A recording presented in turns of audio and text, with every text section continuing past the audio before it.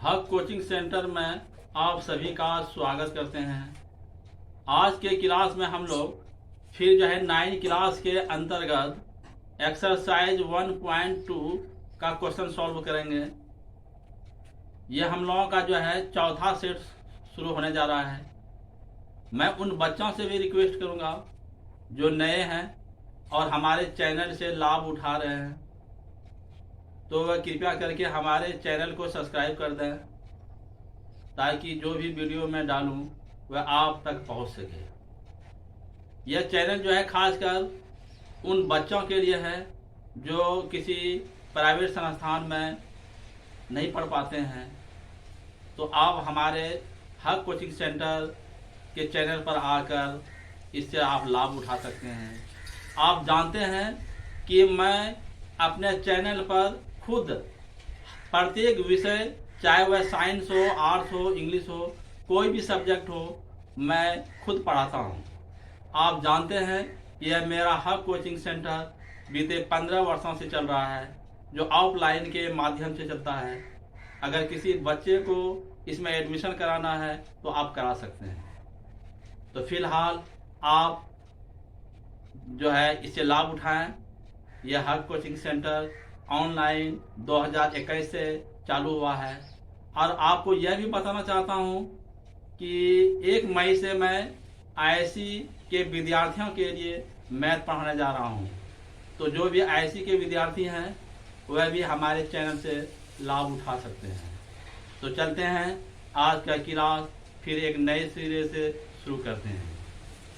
तो यहाँ पर बच्चों आप देखिए, यह क्वेश्चन नंबर 1 है और पेज नंबर आपका 4 है। नीचे दिए गए कथन सत्य या असत्य है, कारण के साथ लिखिए। क्या कह रहा है कि नीचे दिए गए कथन सत्य है या असत्य है, कारण के साथ बताना है कि आखिर यह कैसे सत्य है और असत्य है। तो पहला क्वेश्चन है, प्रत्येक पूर्ण संख्या एक प्राकृतिक संख्या है। क्या कहता है? प्रत्येक पूर्ण संख्या एक प्राकृतिक संख्या है। दूसरा है, प्रत्येक पूर्णांक एक परिमेय संख्या है। समझ लो बच्चों, क्या है दूसरा?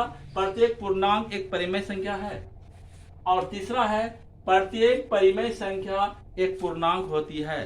प्रत्येक परिमेय संख्या एक पूर्णांक होती है। इन सभी के बारे में आपको बताना है कि कौन सा कथन सत्य है, अगर सत्य है तो कैसे है, इसके बारे में भी बताना है।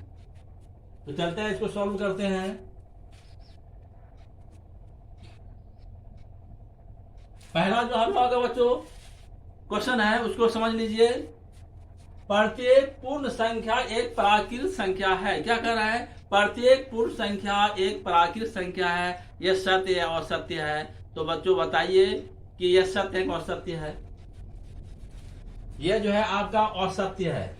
असत्य है, असत्य है। प्रत्येक पूर्ण संख्या एक प्राकृतिक संख्या है, यह कहना बिल्कुल असत्य है। असत्य है क्योंकि प्रत्येक पूर्ण संख्या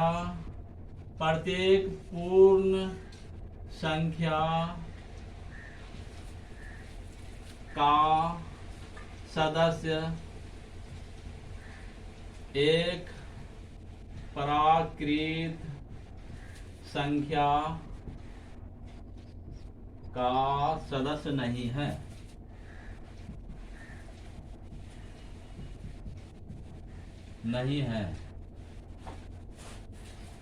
क्या मैंने लिखा? असत्य है क्योंकि प्रत्येक पूर्ण संख्या का सदस्य एक प्राकृतिक संख्या का सदस्य नहीं है। अर्थात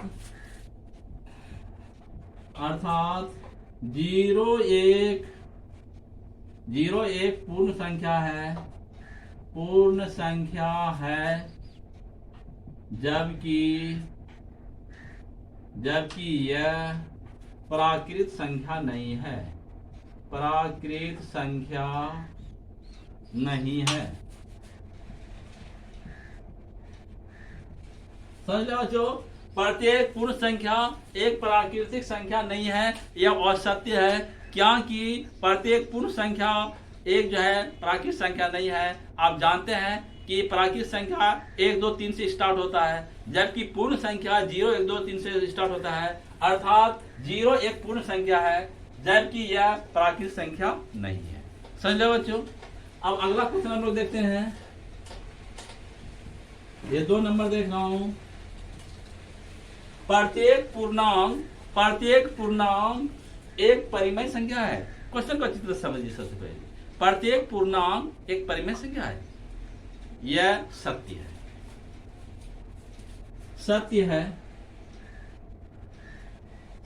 है क्योंकि प्रत्येक पूर्णांक एक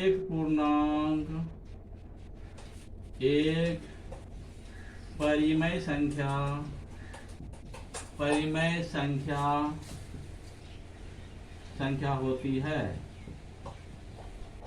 होती है। प्रत्येक पूर्णांक एक परिमेय संख्या है, यह सत्य है, क्योंकि प्रत्येक पूर्णांक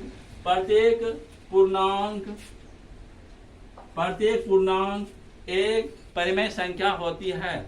आप जानते हैं कि पूर्णांक संख्या में प्राकृतिक संख्या धनात्मक, प्राकृतिक संख्या ऋणात्मक एवं 0 के सम्मिलित परिवार को जो है पूर्णांक कहा जाता है, जो परिमेय संख्या भी है। समझे बच्चों। अगला हम लोगों का है प्रत्येक परिमेय संख्या एक पूर्णांक होती है। प्रत्येक परिमेय संख्या एक पूर्णांक होती है। यहाँ पर आप अच्छी तरह से समझिए कि प्रत्येक परिमेय संख्या एक पूर्णांक होती है। यह असत्य है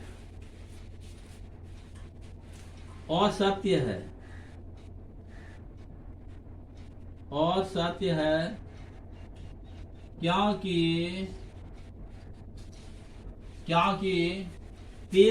3/5 एक परिमेय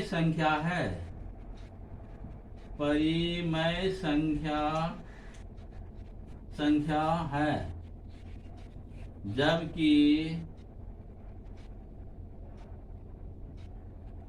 जबकि यह पूर्णांक नहीं है। समझे बच्चों। एक बार फिर समझ लीजिए। प्रत्येक परिमेय संख्या एक पूर्णांक होती है, यह असत्य है, क्योंकि 3/5 एक परिमेय संख्या है जो पीबा के रूप में है, जबकि यह पूर्णांक नहीं है। क्योंकि पूर्णांक आप जानते हैं वह बटे में नहीं होता है, पी/क्यू के रूप में नहीं होता है, तो यह पूर्णांक आपका नहीं है। इस तरह से जो है हम लोग इस क्वेश्चन को सॉल्व किया। फिर एक बार समझ लीजिए, प्रत्येक पूर्ण संख्या एक प्राकृतिक संख्या है, यह असत्य है, क्योंकि प्रत्येक पूर्ण संख्या का सदस्य एक प्राकृतिक संख्या का सदस्य नहीं है, अर्थात 0 एक पूर्ण संख्या नहीं है, जबकि यह प्राकृतिक संख्या नहीं है। समझो बच्चों। अगला है प्रत्येक पूर्णांक एक परिमेय संख्या होती है। सत्य है, क्योंकि प्रत्येक पूर्णांक एक परिमेय संख्या होती है। समझो बच्चों। अगला है हम लोगों का प्रत्येक परिमेय संख्या एक पूर्णांक होती है, यह असत्य है। क्या है? असत्य है, क्योंकि 3/5 एक परिमेय संख्या है, जबकि यह जो है आपका पूर्णांक नहीं है। समझो बच्चों। अब यहाँ पर एक्सरसाइज 1.2 और क्वेश्चन नंबर 1 और पेज नंबर 9 को आप देखिए। नीचे दिए गए कथन सत्य है या असत्य है, कारण के साथ लिखना है। क्या क्वेश्चन कह रहा है कि नीचे क्वेश्चन नंबर एक्सरसाइज 1.2 है और क्वेश्चन नंबर 1 और पेज नंबर 9 है। इनमें भी जो है आपको सत्य एवं असत्य के बारे में बताना है। पहला है हम लोग का प्रत्येक अपरिमेय संख्या एक वास्तविक संख्या होती है। प्रत्येक अपरिमेय संख्या एक वास्तविक संख्या होती है। दूसरा है संख्या रेखा का प्रत्येक बिंदु √m के रूप का होता है, जहां m एक प्राकृतिक संख्या है। अगला है प्रत्येक वास्तविक संख्या एक परिमेय संख्या होती है ना। चौथा है प्रत्येक वास्तविक संख्या एक परिमेय संख्या होती है। और पांचवा हम लोगों का है प्रत्येक परिमेय संख्या एक वास्तविक संख्या होती है। इन सब के बारे में जो है आपको सत्य एवं असत्य बताना है। तो बच्चों आप इसको अच्छी तरह से नोट कीजिए।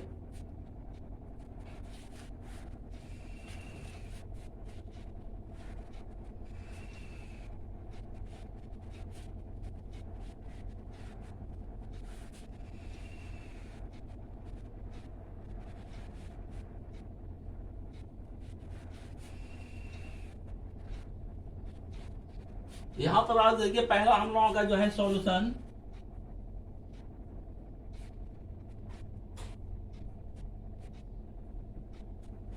यहां पर आप देखिए बच्चों क्या है कि प्रत्येक अपरिमेय संख्या एक वास्तविक संख्या होती है। प्रत्येक अपरिमेय संख्या एक वास्तविक संख्या होती है। यह आपका सत्य है, सत्य है, सत्य है। क्योंकि प्रत्येक अपरिमेय संख्या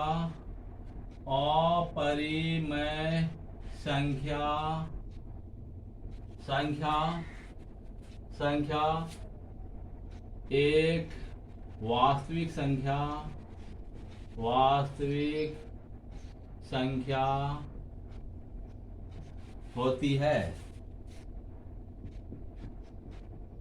होती है, समझ लो बच्चों कि प्रत्येक अपरिमेय संख्या एक वास्तविक संख्या होती है। तो आप जानते हैं कि परिमेय संख्या एवं अपरिमेय संख्या के परिवार को जो है, सम्मिलित परिवार को हम लोग जो है वास्तविक संख्या कहते हैं। अर्थात प्रत्येक अपरिमेय संख्या एक वास्तविक संख्या होती है। अगला हम लोगों का है,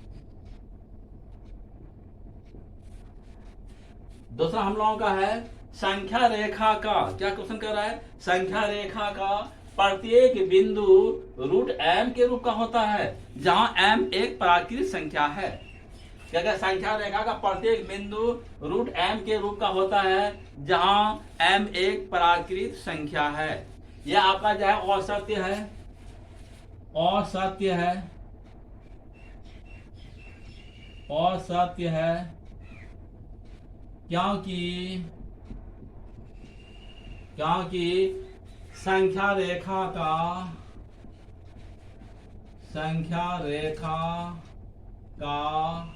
प्रत्येक बिंदु रूट m के रूप में नहीं हो सकता है,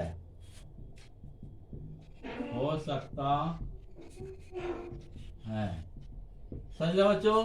यानी कहने का संख्या रेखा का प्रत्येक बिंदु रूट m के रूप का होता है, तो संख्या रेखा का प्रत्येक बिंदु रूट m के रूप का नहीं हो सकता है। तीसरा नंबर हम लोगों का है, यहां पर तीसरा नंबर जो कह रहा है प्रत्येक वास्तविक संख्या, क्या कह रहा है?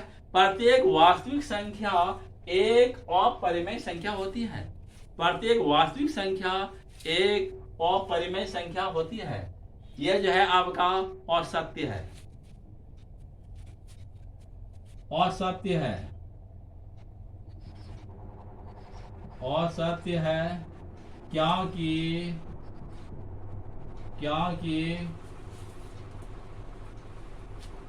क्योंकि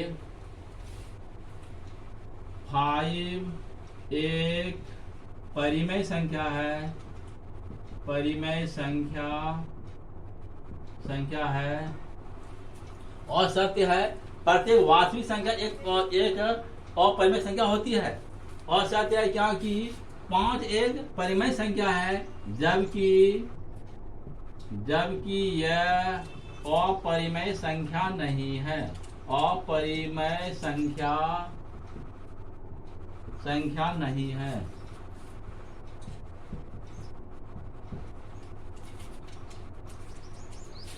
अर्थात 5 एक वास्तविक संख्या है, वास्तविक संख्या है, परंतु यह अपरिमेय संख्या नहीं है। अपरिमेय संख्या नहीं है। तो चौथा नंबर हम लोगों का है, प्रत्येक वास्तविक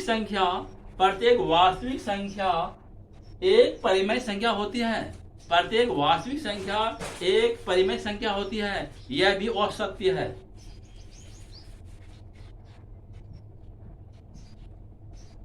असत्य है।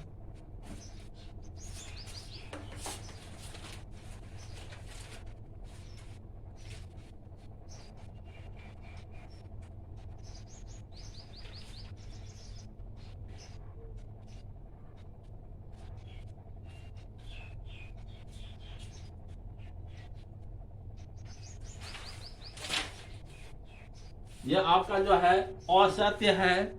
क्या प्रत्येक वास्तविक संख्या एक परिमेय संख्या होती है? यह आपका असत्य है, क्योंकि √2 एक वास्तविक संख्या है। वास्तविक संख्या है,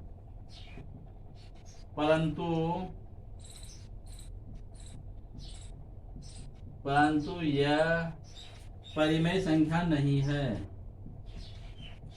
परिमेय संख्या नहीं है। प्रत्येक वास्तविक संख्या एक परिमेय संख्या होती है। यह असत्य है, क्योंकि √2 एक वास्तविक संख्या है, परंतु यह परिमेय संख्या नहीं है। अर्थात √2 एक अपरिमेय संख्या है। अपरिमेय संख्या है, परंतु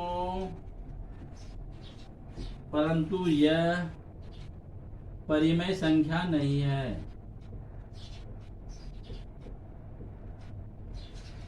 है। और पांचवा नंबर जो हम लोगों का है, पांचवा नंबर आप पढ़िए। पांचवा नंबर आपका कह रहा है क्या? प्रत्येक परिमेय संख्या एक वास्तविक संख्या होती है।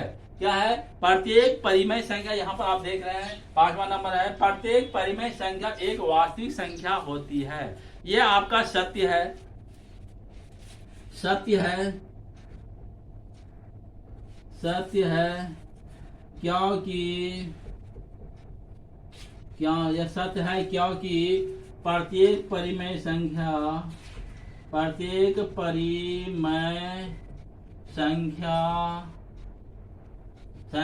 वास्तविक संख्या है। एक वास्तविक संख्या होती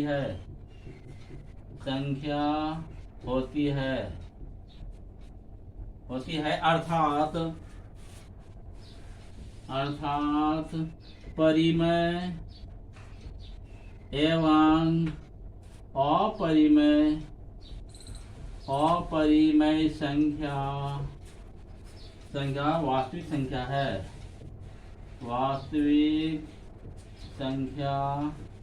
है। समझ लो बच्चों, क्या क्वेश्चन था?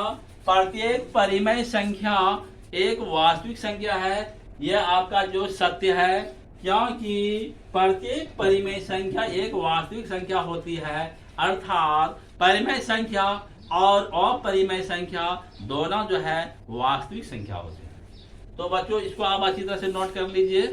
अब हम इससे आगे पर चर्चा करेंगे।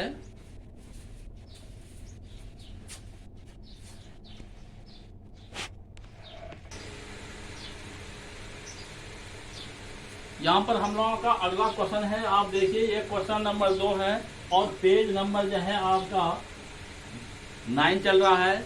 इसमें क्वेश्चन है आपका, क्या सभी धनात्मक पूर्णांकों के वर्गमूल अपरिमेय होते हैं? क्या क्वेश्चन कह रहा है, क्या सभी धनात्मक पूर्णांकों के वर्गमूल अपरिमेय होते हैं? यदि नहीं तो एक ऐसी संख्या के वर्गमूल का उदाहरण दीजिए जो एक परिमेय संख्या है। फिर एक बार क्वेश्चन को समझ लीजिए अच्छी तरह से, क्या सभी धनात्मक पूर्णांकों के वर्गमूल अपरिमेय होते हैं? यदि नहीं तो एक ऐसी संख्या के वर्गमूल का उदाहरण दीजिए जो एक परिमेय संख्या है। समझ लो बच्चों, तो हम इसको सॉल्व करते हैं।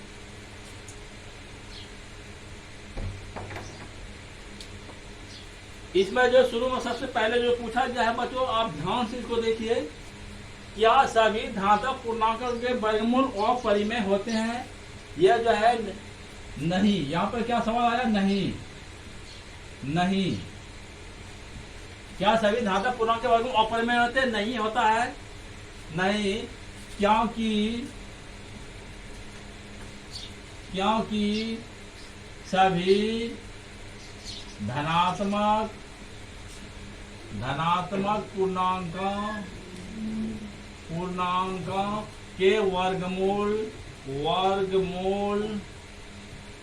के वर्गमूल अपरिमेय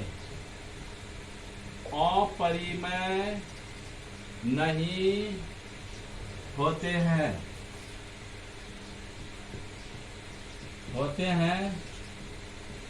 उदाहरण के लिए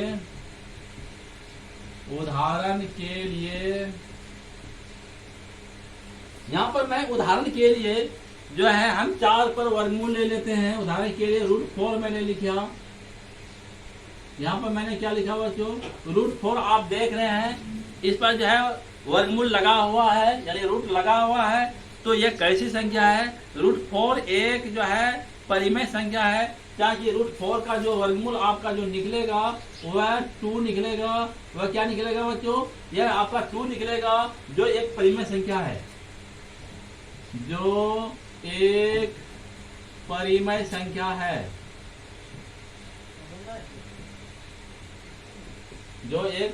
संख्या है। समझ लो बच्चों, क्या सभी धनात्मक पूर्णांक के वर्गमूल जो है अपरिमेय होते हैं? नहीं, और सत्य है, यानी नहीं, क्योंकि सभी धनात्मक पूर्णांक के वर्गमूल अपरिमेय नहीं होते हैं। उदाहरण के लिए मैंने √4 पर वर्गमूल लगाया, 4 पर वर्गमूल लगाया, उसका जो वर्गमूल जो है 2 आ जाता है, जो जबकि 2 ये जो है एक परिमेय संख्या है। समझ लो बच्चों,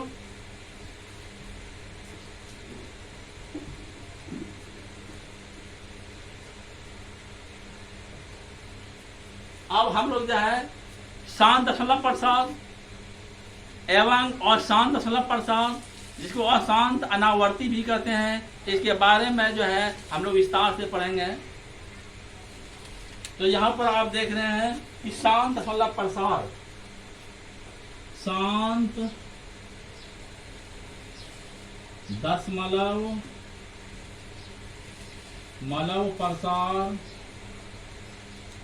प्रसार या अवसानी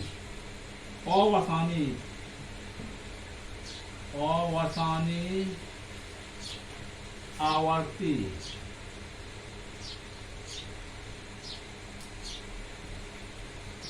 इसको हम लोग इंग्लिश में बोलते हैं टर्मिनेटिंग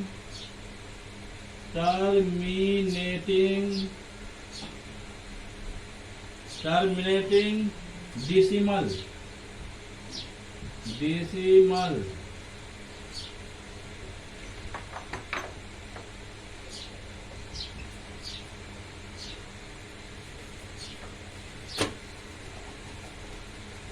हाँ देखिए बच्चों, यहाँ पर जो है हम लोग जो है शांत दशमलव प्रसार, या इसको हम लोग जो है हिंदी में दूसरा नाम से जानते हैं अवसानी आवर्ती। क्या उसका नाम है? अवसानी आवर्ती, जिसको हम लोग जो है इंग्लिश में बोलते हैं टर्मिनेटिंग डेसिमल। तो इसका डिफिनेशन आपका होगा, यदि किसी परिमेय संख्या के दशमलव प्रसार में अंकों की संख्या सीमित हो, अंकों की संख्या क्या हो? सीमित हो, तो उसे हम चाहे शांत दशमलव प्रसार कहते हैं, उसे हम टर्मिनेटिंग डेसिमल कहते हैं। या इसका दूसरी तरह से आप इस प्रकार दे सकते हैं, यदि किसी परिमेय संख्या के हर अर्थात q का रूप 2 पावर n गुना 5 पावर n के रूप में हो तो उसे हम शांत दशमलव प्रसार कहते हैं, टर्मिनेटिंग डेसिमल कहते हैं। तो बच्चों हम जो है इस डिफिनेशन को लिख रहा हूं, आप इसको अच्छी तरह से नोट करके याद कीजिएगा।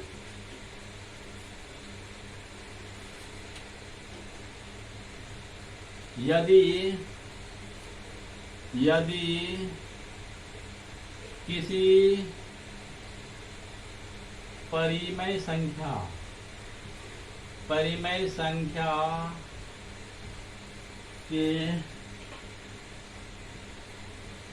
के दशमलव प्रसार में अंकों की संख्या सीमित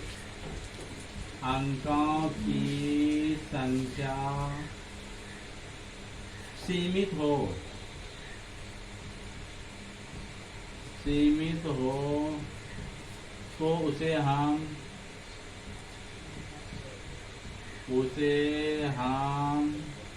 शांत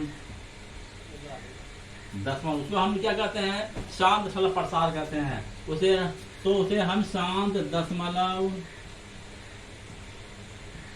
प्रसार या अवसानी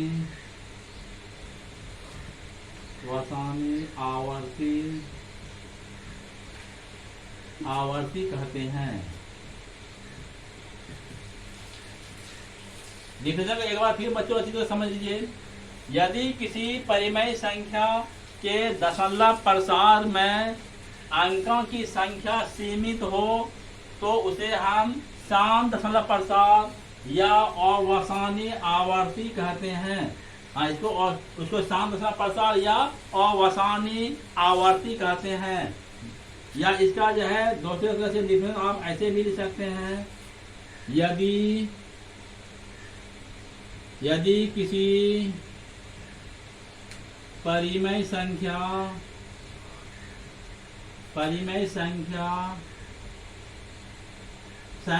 के हर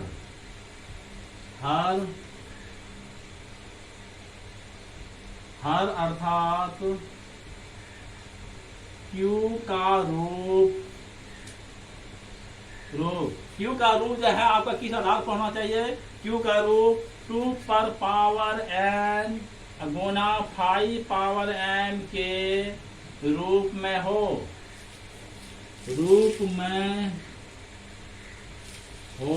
तो वह शांत दशमलव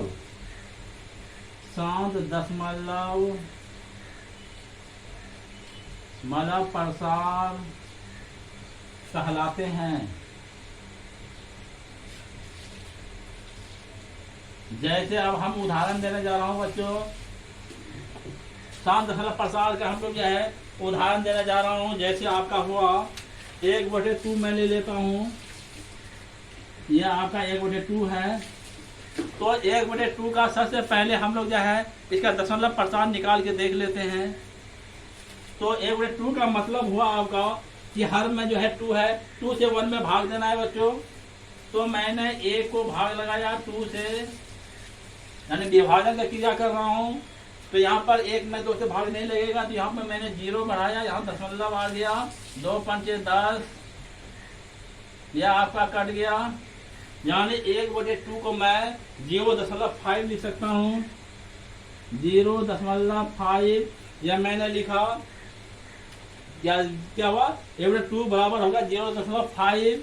इसमें आप देख रहे हैं कि दशमलव में के बाद अंकों की संख्या सीमित है, इसीलिए यह शांत दशमलव है, जो शांत दशमलव है,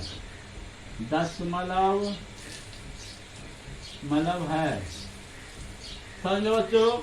अगला हम लोगों का जो है 7/2 मैंने जैसे लिया, तो आप जानते हैं कि 7/2 भी एक परिमेय संख्या है, क्योंकि यह p/q के रूप में है। हम इसका जो है दशमलव प्रसार सबसे पहले निकाल के देखते हैं ये शांत है कि अशांत है।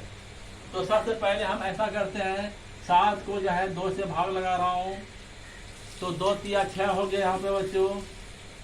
यहाँ पर 1 आ गया। अब ये 2 से इसमें भाग नहीं लगेगा तो मैं 0 इसमें ला रहा हूँ।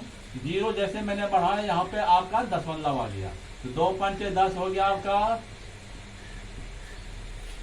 यहाँ पर जो है 7/2 को मैं कितना लिख सकता हूँ बच्चों? 3.5।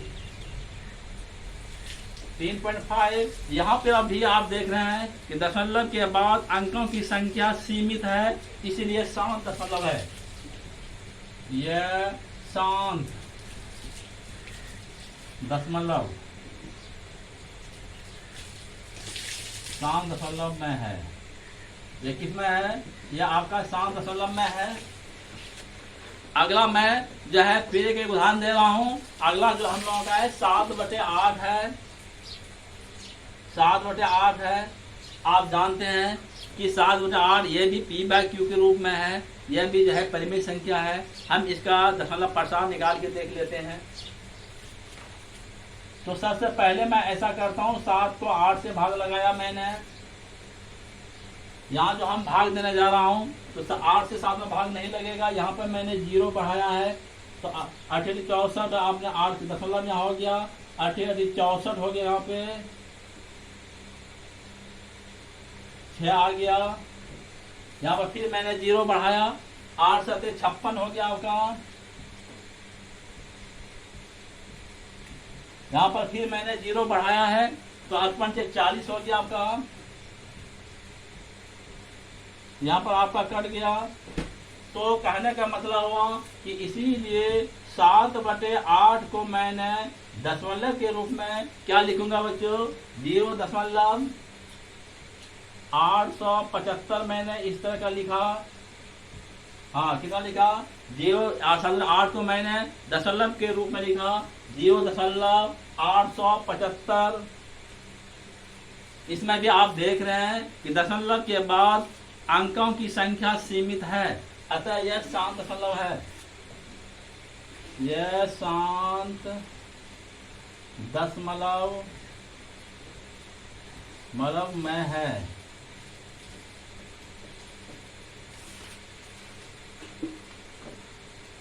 इस तरह का हुआ बच्चों। और मैं जो है इसको दूसरे तरह से भी आपको बता रहा हूं कि हर का रू, ये तो मैं भाग देके बताया। आप जो है इसके हर को 2n गुना 5n के रूप में अगर होगा वह शांत होगा, अगर ऐसा नहीं हो तो वह शांत होगा। तो हम इसको दूसरे तरह से माना जा रहा हूं, आप इसको भी ध्यान से देखिए। 7/8 है। 7/8 है। सबसे पहले मैं ऐसा करता हूं कि 8 का अवभाज्य गुणनखंड निकाल लेते हैं। तो 7/2 गुना 2 गुना 2 और गुना 1 मैंने इस तरह अवभाज्य गुणनखंड मैंने निकाला। अब यहाँ पर आप देखिए 7/2 और गुना 1 हो गया बच्चों। 2 गुना क्या हो गया? 1 हो गया। आप इसको और आगे बढ़ा रहा हूँ। 7/2 और गुना 5/0, क्योंकि आप जानते हैं कि 5 पर 0 बराबर 1 होगा, अर्थात किसी भी संख्या पर अगर पावर 0 हो तो 1 हो जाता है। तो क्योंकि 5 पर पावर 0 बराबर 1 होता है, इस तरह मैंने लिखा। इस तरह मैंने लिखा। तो यहाँ पर आप देख रहे हैं कि 7/2 यहाँ पर 3 है आपका पावर 3 और गुना 5 पर 0, अर्थात हर का रूप 2n गुना 5m में है। अतः यह शांत दशमलव है। शांत है दशमलव है में है। तो बच्चों आपने शांत दशमलव के बारे में विस्तार से समझ लिया। एक बार फिर शांत दशमलव के बारे में आप समझ लीजिए। यदि किसी परिमेय संख्या के दशमलव प्रसार में अंकों की संख्या सीमित हो तो उसे हम शांत दशमलव प्रसार कहते हैं। या किसी परिमेय संख्या के हर अर्थात q का रूप 2n गुना 5m के रूप में हो तो उसको हम लोग शांत दशमलव कहते हैं। जैसे 1/2 को मैंने लिखा 0.5 शांत है। 7/2 को मैंने लिखा 3.5, यह भी शांत दशमलव है क्योंकि इसमें अंकों की संख्या जो दशमलव के बाद सीमित है। उसी प्रकार 7/8 भी जो है उसका दशमलव में निकलता है 0.875, यह भी शांत दशमलव प्रसार में है। और इसको मैंने दूसरी तरह से बनाया है 7/8, इसको अभाज्य गुणनखंड के मैंने निकाल के देखा कि यह भी जो है 2n 5n के रूप में है, अतः यह शांत दशमलव है। तो बच्चों इसको आप अच्छी तरह नोट कर लीजिए। अब हम जो है अशांत दशमलव प्रसार के बारे में बताएंगे।